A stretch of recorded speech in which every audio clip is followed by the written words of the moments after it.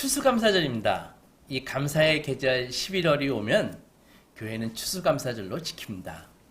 지난 1년의 삶이 결코 호락호락한 삶은 아니었지만 그럼에도 변함없이 여러분들에게 예배자의 자리에 이렇게 와서 감사의 예배를 드리고 있습니다. 이것이 얼마나 특별히 복된 자리인 줄 아시는지요? 세상에 이런 자리가 있을까요? 한번 생각해 보세요. 세상의 사람들이 모여서 스포츠를 관람하러 가고 클럽에 가고 여행 가고 파티를 하지만 같이 모여서 무엇이 감사한가라고 이렇게 생각하고 말씀을 듣고 감사의 예물을 드리고 이런 예배의 자리는 세상에서 절대 얻을 수 없는 아주 독특하고 복된 자리입니다. 젊었을 때는요, 세상이 화려해 보이지만 이렇게 철이 들고 세상을 이렇게 좀 경험하고 그 속을 잘 이렇게 보면은 대체적으로 세상은 소망이 아니라 절망입니다.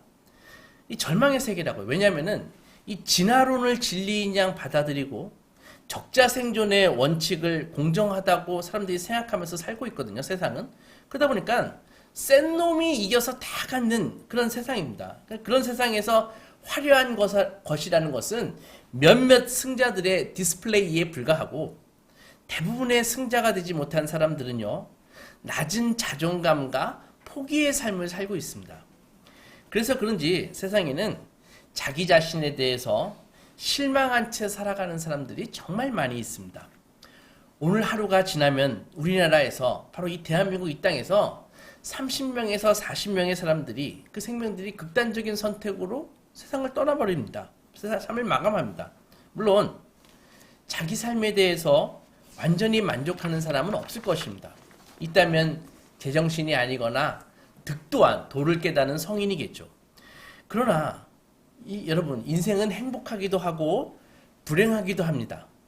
만약 불행을 느끼지 못한다면 사실은 우리는 행복도 느끼지 못할 것입니다. 그림자 없는 몸이 없는 것처럼 불행이 없는 삶이란 불가능합니다. 문제는 그 불행을 어떤 시각으로 바라보느냐, 그것이죠. 많은 사람들이 자기들에 대해서 혹은 자기들의 삶의 환경에 대해서 실망하고 절망합니다.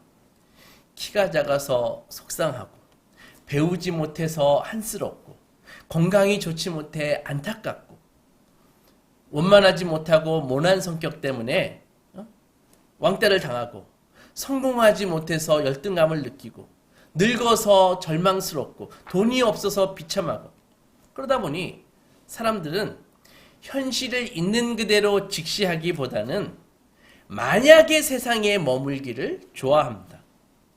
만약 내가 로또 1등에 당첨돼서 한 40억 정도 있다면, 아니면 우리 아버지가 좀 재벌이라면, 내가 연예인처럼 좀 예쁘다면, 잘생겼다면, 내가 손흥민처럼 축구를 잘해서 영국의 그 프리미어 리그에서 좀 뛰고 있다면, 몇 년 전에 한 번은 저희 아들이 제게 와서 아빠, 제 꿈이 재벌 2세인데 아빠가 좀 노력을 하셔야 되는 거 아니에요? 이러는 거예요. 제가 뺨을 이렇게 자꾸 뼈를 꼬집어서 흔들었습니다. 정신 차리구나 하면서. 한두 번 그런 생각은 할 수 있지만 만약 병에 걸리면은 심각해집니다.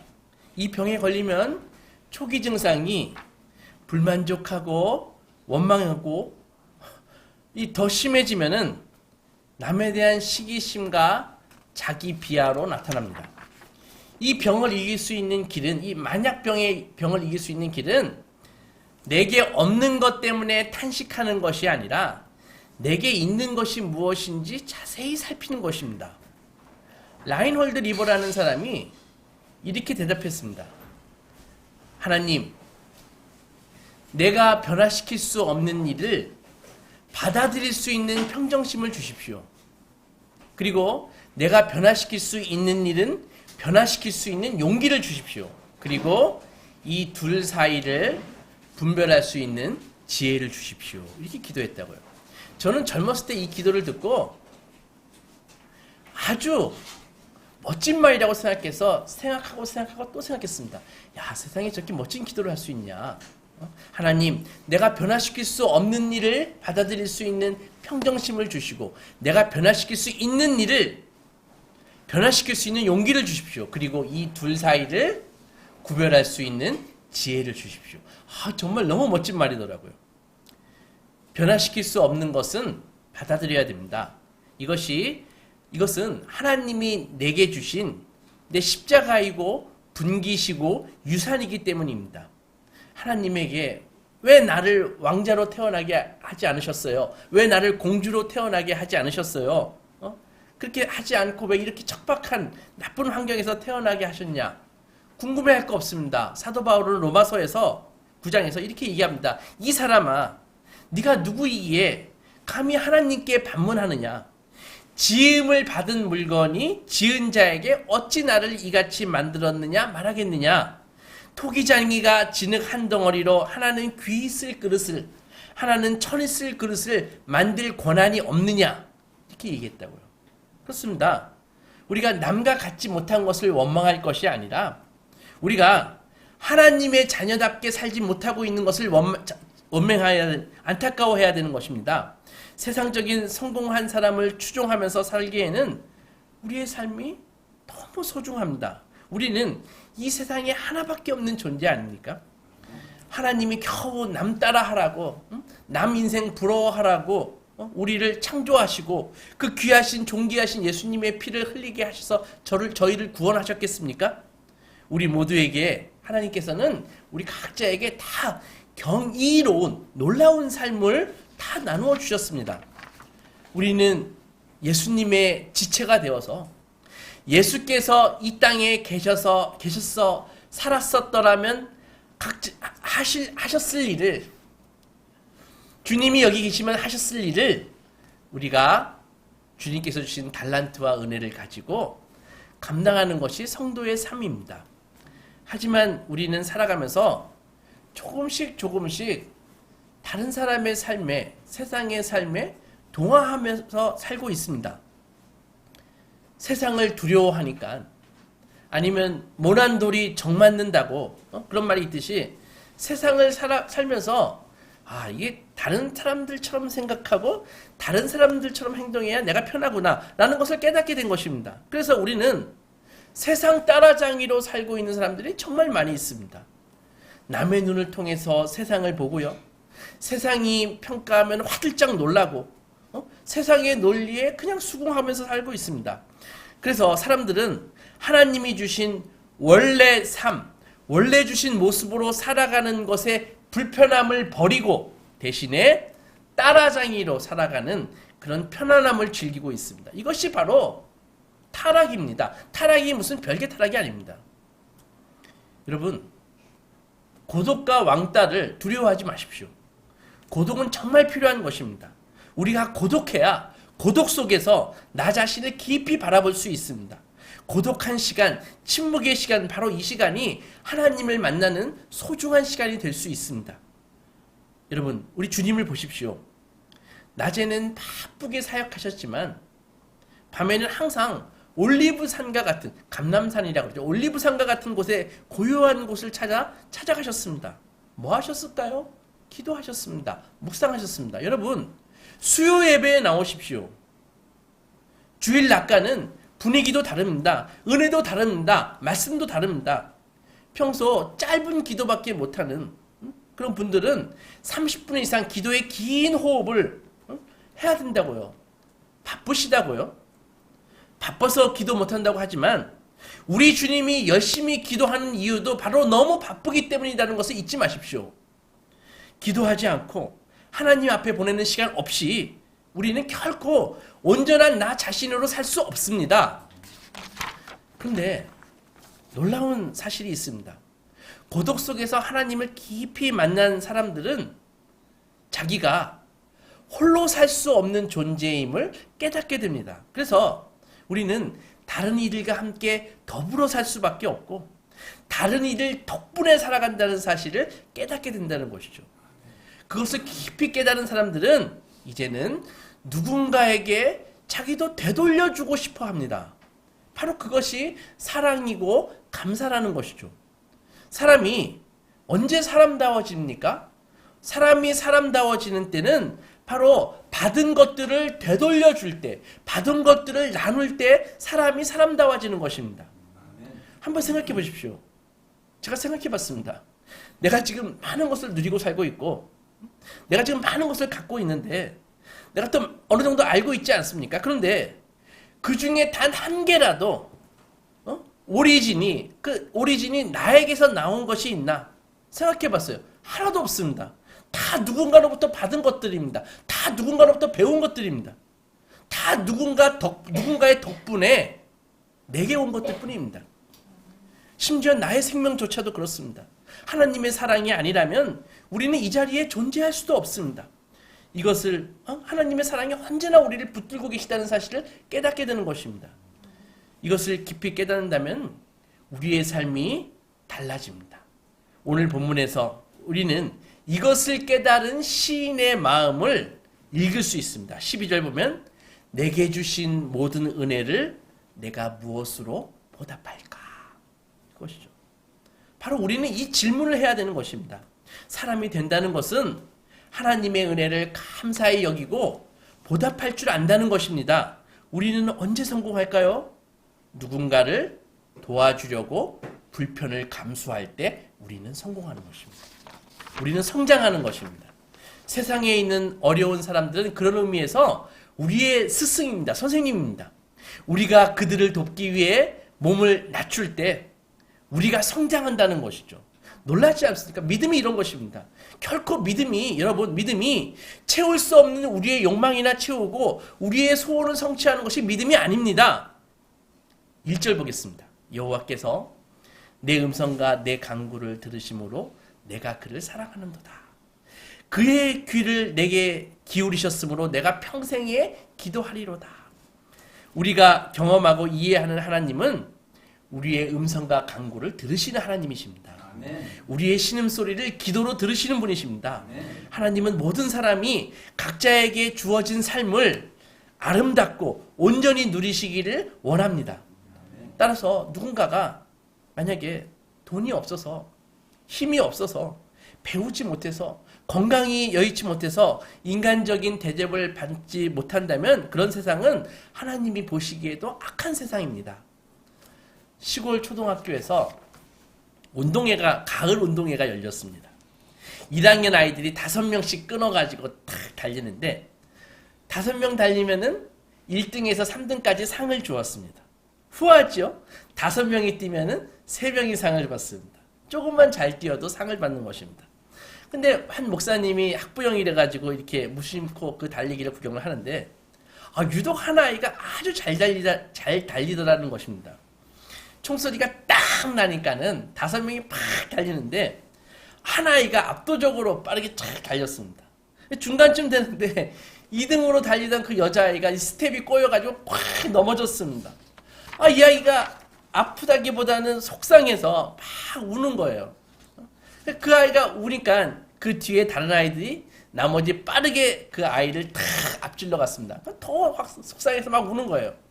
그런데 맨 앞에 달려가던 그 남자아이가 뒤를 이렇게 돌아보더니 잠깐 멈칫했습니다. 그러더니 넘어진 아이에게 달려가서 일으켜 세우더니 같이 쩔뚝거리면서 결승선을 향해서 걸어왔습니다. 1, 2등으로 달렸었는데 그 아이들이 꼴찌를 했습니다. 목사님은 이 30년이 더 지난 얘기인데 그걸 생생하게 기억하고 있다고 합니다. 하면서 만일 그때 자기가 교장이었다면 그 아이에게 최고상을 주었을 거라고. 어쩌면 그 아이는 집에 가가지고 엄마 아빠한테 혼났을 수도 있을지도 모르겠다고. 네 밥그릇도 챙겨 먹지 못하니 이 험한 세상을 어떻게 살아갈래? 핀잔을 들었을지도 모르겠다고. 이 이야기 끝에 목사님은 친구가 넘어졌는데 보고도 모른 척하고 달려가서 1등 하는 것보다 되돌아가서 같이 꼴찌로 들어가는 게 더 아름답지 않나요? 이렇게 질문했다고요. 여러분 이 질문을 한번 지금 스스로에게 해보십시오. 상황을 운동회가 아니라 우리의 삶의 현장이라고 한번 생각해 보십시다. 우리는 그동안 누가 넘어져서 코가 깨지든 말든 나만 질주하는 그런 삶에 익숙하지 않나요? 이 시대가 적자생존과 각자도생이라는 이것을 진리인 양 받아들이고 있는데, 그런 세상에서 다른 사람이 넘어진 것은 그의 문제이고 오히려 내가 앞서갈 수 있는 그 기회라고 생각한다고요. 그런 세상에서 기회를 놓치는 것은 있을 수 없고 어리석은 일이라고 그렇게 생각하는 것이 시대 아닙니까? 여러분, 우리 모두는 교회 오래 다녔습니다. 선한 사마리아인 이야기 다 알고 계시죠? 그죠? 한 사람이 여리고로 내려가다가 강도 만나가지고 죽도록 맞았는데 처음에 누가 내려갔습니까? 제사장이 내려갔습니다. 모르는 척하고 그냥 지나가 버렸죠. 그죠? 보고도. 레위인이 지나갔습니다. 모르는 척하고 지나갔죠. 그런데 멸시받는 선한 사마리아인이 그를 데려다가 치료해주고 여관에서 재우고 돈을 주면서 케어해달라고 했던 그 사건입니다. 그런데 그 이야기를 듣고 우리가 어떻게 반응했습니까? 저 나쁜 놈들, 저 제사장이라는 자가 말이야, 어떻게 저럴 수가 있어? 저게 레위인이 어떻게 저럴 수가 있어? 이렇게 분노하지 않았나요? 하지만 성경에서 눈을 돌려서 우리의 현실을, 우리의 상황을 바라보는 순간 그 상황은 달라집니다. 우리는 어려운 이들 곁에 다가가는 것을 좋아하지 않습니다. 괜히 엮이면 손해보고 피곤하기만 할 뿐이야, 이렇게 생각하지 않나요? 괜히 돈이라도 달라고 하면 곤란해지잖아, 이렇게 생각하지 않나요? 그런데 잊지 말아야 할 것이 있습니다. 하나님께서 그렇게 넘어진 사람들, 고통을 겪고 있는 사람들에게 각별한 관심을 보이십니다. 오죽하면 하나님께서는 스스로를 히브리인의 하나님이라고 말씀하시지 않습니까? 지난 수요 설교에서 말씀드렸듯이 히브리라는 말은 그 고유명사가 이스라엘을 나타내는 고유명사가 아닙니다. 고대 근동을 떠들던 유목민들을 히브리인이라고 얘기하는 거라고요. 하나님은 스스로를 그 떠돌이들의 하나님, 히브리인의 하나님이라고 스스로 말씀하십니다. 예수님도 이 땅에 오셔서 주로 가난한 사람들, 세리와 문둥병자들, 창기 같은 사람들, 그런 기피 대상들을, 왕따 대상들을 주로 친구로 삼고 그들에게 복이 있다라고 말씀하셨습니다. 왜 그래요? 하나님께서 그들에게 관심이 있기 때문입니다. 하나님은 그들의 복지와 구원에 관심이 있으십니다. 광야길을 가던 이스라엘을 인도하시고 그들을 홀대하던 이들을 하나님께서 치시고 그들이 터잡고 살아갈 땅을 마련해 주셨습니다. 하나님을 믿는 우리 교회 공동체, 우리 공동체도 하나님이 관심 갖고 계시는 일에 똑같이 관심 가져야 될 줄로 믿어 의심치 않습니다. 항상 우리는 바로 그곳에서 우리의 사명을 발견하는 것입니다. 그렇다면 오늘 성경의 이 히브리 시인은 무엇 때문에 하나님께 감사하고 있을까요? 첫째로 그가 꽂고 있는 것은 하나님이 자기의 사정을 들어주셨다는 것입니다. 여러분, 살다 보면 마음에 쌓이는 무거움이 있습니다. 그래서 그것을 누군가에게 털어놓고 싶은 그런 생각이 들 때가 있습니다. 여러분은 답답한 마음이 들 때 누구를 찾아가시나요? 보통은 친구를 찾을 것입니다. 그런 친구가 있으십니까? 복된 분입니다. 그런데 우리 사정을요, 자기 일인 듯 공감하면서 들어주는 그런 친구를 만난다는 것은 사실은 쉽지 않습니다. 친구가 할 수 없어서 내 얘기를 듣고 앉아 있기는 하지만 내 얘기를 듣다가 나는 정말 마음이 답답하고 슬퍼서 얘기하는데 내 얘기를 들으면서 이렇게 시계를 자꾸 본다든지 아니면 하품을 하면 오히려 내 마음이 더 어두워지지 않습니까? 그러나 하나님은 다르십니다. 하나님은 우리가 당신께 우리 마음을 그대로 드러내는 것을 기뻐하십니다. 그래서 인간에게 100번 얘기하는 것보다 하나님께 기도로 말씀하시는 것이 100번, 1000번 낫습니다. 여러분, 우리 경험해 보셨잖아요. 나이가 있으시니까. 사람과 사람의 관계는요, 나의 짐을 상대에게 맡기려는 순간 그 관계 틀어지게 마련입니다. 경험 많이 해보셨잖아요. 하지만 하나님과의 관계는 정반대입니다. 우리가 우리의 짐을 주님께 맡기려는 순간에 우리는 하나님과의 아주 특별한 관계가 형성된다는 것이죠. 시편에 옛날 성경에 보면 도울 힘이 없는 방백을 의지하지 말라라는 말이 있잖아요. 그죠? 도울 힘이 없는 귀인이나 인생을 의지하지 말라라고 나와 있잖아요.